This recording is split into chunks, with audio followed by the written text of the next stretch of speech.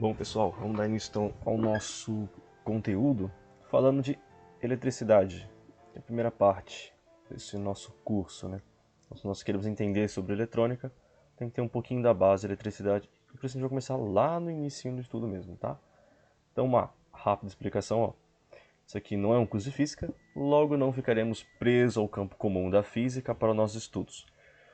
O que a gente quer dizer então? Ó? Que vamos ver vários conceitos físicos durante o curso, isso porque são importantes para nós durante o aprendizado, mas não espere um curso de física aqui.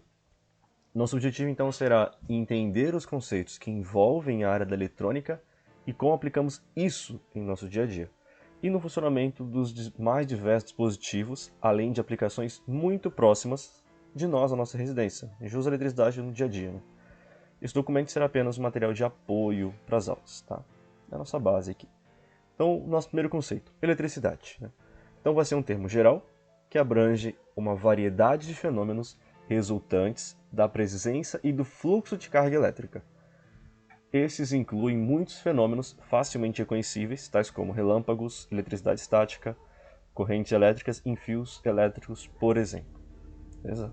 Então, a gente conhece a eletricidade, só vamos aqui conceituar e deixar isso num pacote. Esse é o nosso conceito de eletricidade. E o assunto que nós vamos abordar hoje é carga elétrica. É o primeiro assunto dentro da eletricidade.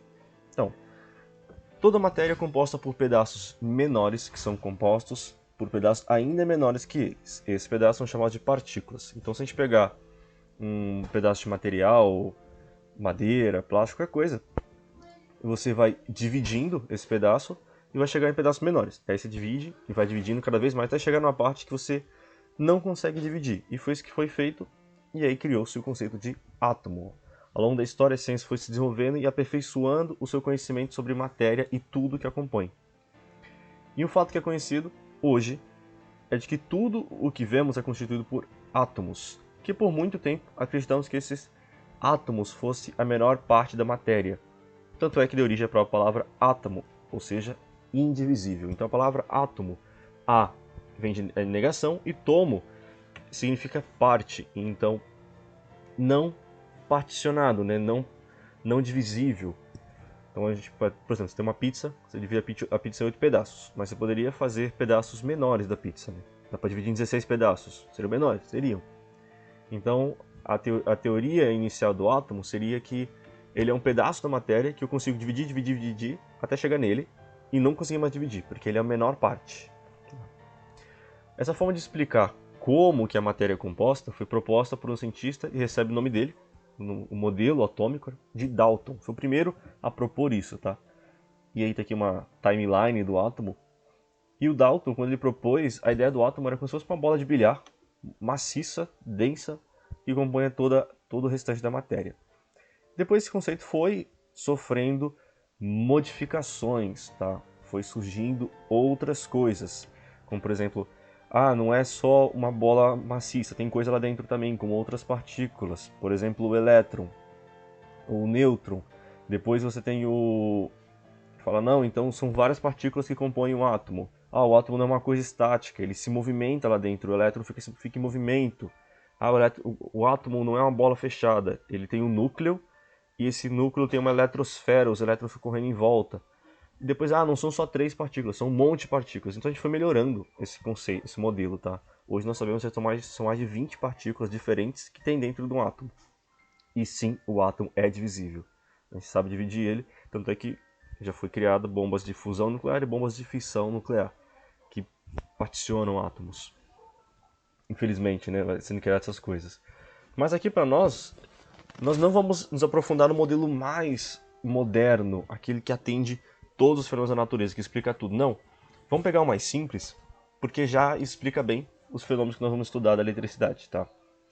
Então, o modelo do Dalton foi um passo importante e foi sendo aperfeiçoado até chegarmos aos modelos mais modernos, que explicam uma abrangência muito maior os fenômenos da natureza. Apesar de ainda utilizarmos o termo átomo, nós sabemos hoje que o próprio átomo é composto por partículas ainda menores que ele, das quais as mais famosas são o nêutron, o próton e o elétron. Então, esses três aí são bem conhecidos. Esse modelo data lá do século XX, foi apresentado por Ernest Rutherford, e depois ele foi aperfeiçoado pelo Niels Bohr, que é o modelo que nós vamos usar. Teve ainda contribuições do Thomson, quando identificou o elétron, lá em 87, e do James Chadwick, descobrindo o nêutron em 1932. Então, o Thomson ele descobre o elétron, o Bohr propõe o modelo, o Rutherford fala que o elétron está em movimento, e ele propõe isso. Depois, o Chadwick vem e fala, ó, então o núcleo completa esse modelo, né, o último a completar esse modelo. O núcleo ele tem prótons e nêutrons, e em volta do núcleo circulam os elétrons, tá? Então, esse modelo, apesar de não ser o mais atual, o modelo padrão, e não satisfazer todas as descrições de fenômenos conhecidos, é o modelo que utilizaremos, pois já proporciona satisfatoriamente os fundamentos necessários para o nosso curso, ou seja, os átomos compostos por nêutrons, prótons e elétrons, tá? Então sabemos que tem mais coisa lá dentro, mas só com esses três já é suficiente para a gente entender como que funciona a eletricidade e os fenômenos agregados a ela, né? Então, por meio de vários estudos, verificou-se que essas partículas possuem cargas elétricas, que é responsável pela interação entre as partículas, de forma que essa carga elétrica pode ser positiva ou negativa. Seguindo a lógica de que o próton é a carga positiva e o elétron a negativa. Então essa imagem ela tem um errinho. Eu deixei porque ela é bonitinha. Mas o elétron, de fato, ele tem carga negativa. Então o símbolo do elétron é a letra E e um menos em cima, sinal de menos. Já no núcleo, eu tenho prótons, que são cargas positivas, e nêutrons, que são cargas neutras, né? Cargas nulas. Efetivamente, dentro dessas três partículas, existem outras partículas fundamentais que conferem ele a característica de ter carga elétrica. Mas qual que é a sacada aqui? Bom, no caso do nêutron, essas partículas fundamentais, elas são exatamente a mesma. Eu tenho a mesma quantidade de positivo e negativo que se anula. No próton, eu tenho mais positivo que negativo, logo a carga dele é positiva. E no elétron, eu tenho a carga negativa. Tá? Então, só a título de curiosidade, a massa do elétron ela é tão pequenininha que a gente quase despreza ela e considera só a massa do nêutron e do próton para saber a massa de um átomo. Sendo que a massa de um material seria a somatória de todas essas massas. Então o elétron vai ficar para a gente só responsável pela carga elétrica mesmo. Já que ele está em movimento, vamos aproveitar esse movimento dele. Então o Charles Augustin de Coulomb, ele descobriu que a intensidade de interação entre cargas elétricas dependia das quantidades de carga e da distância entre elas. O que é isso? Carga elétrica tem intensidade. Então pode ser mais forte ou mais fraca. E quando eu tenho duas cargas elétricas, eu tenho uma interação entre elas.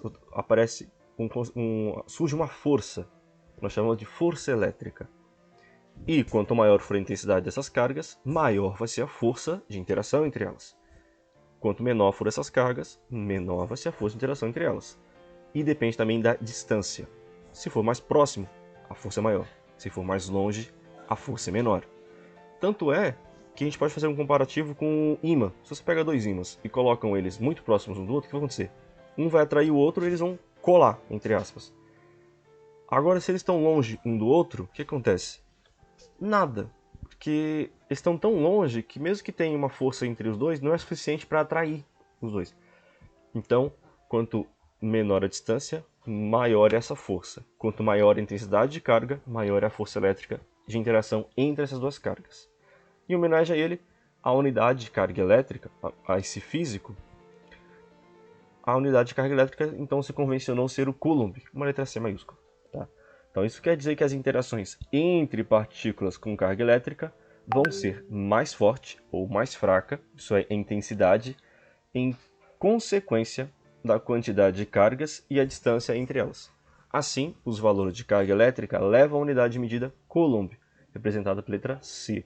E os valores das cargas de um elétron e um próton são representados da seguinte forma. Então aqui a gente tem a carga de um elétron e a carga de um próton, que é 1,6 vezes 10 elevado a menos 19 avos, menos 1,6 elevado vezes 10 elevado a menos 19 coulombs. No caso do elétron é negativo e no caso do próton é positivo. Okay? Então percebam que a intensidade, o valor ou o módulo dessa carga elétrica é exatamente a mesma para os dois. Para ambos são a mesma carga elétrica, com polaridades opostas. Isso quer dizer só o seguinte, que um é para um lado e o outro é para o outro. Um é positivo e o outro é negativo, mas a intensidade para criar força, para gerar força, é a mesma coisa para os dois. Então, como o elétron e o próton possuem a mesma carga elétrica, tendo apenas o sinal invertido, um corpo que apresentar o mesmo número de elétrons, ou seja, cargas negativas, e prótons, que são as cargas positivas, estará eletricamente nulo. Quando isso acontece, dizemos que a carga líquida desse corpo é nula. Então, eu posso ter um corpo com carga elétrica zero. Por quê?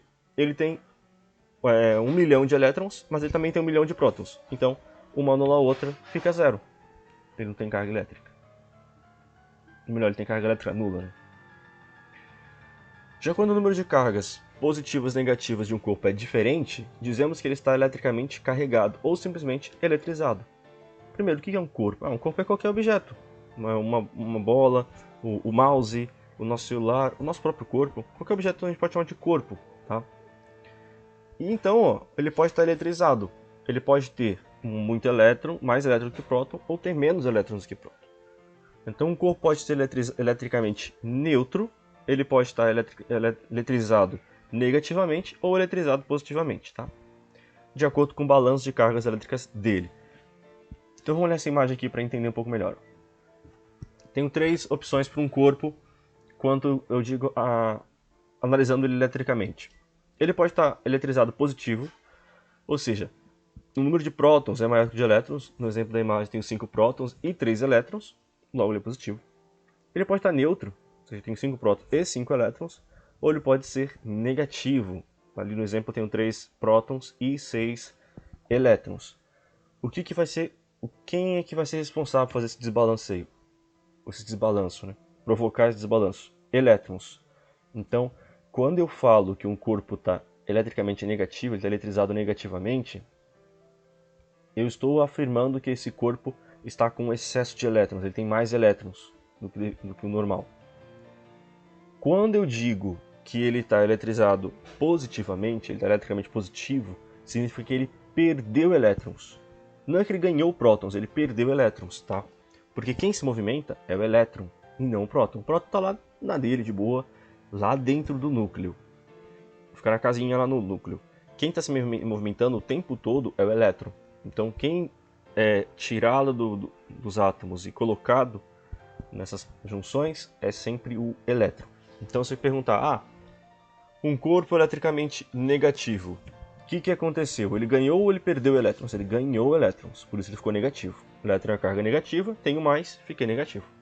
E um corpo eletricamente positivo, o que aconteceu?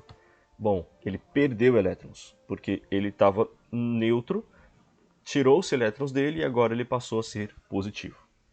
Beleza? E no próximo vídeo a gente vai ver sobre alguns princípios da eletrostática, que a ideia era falar um pouquinho sobre cargas elétricas. Dúvidas? Só comentar e a gente vai tocando e vai aprendendo esses conceitos juntos. Beleza? Até o próximo vídeo então.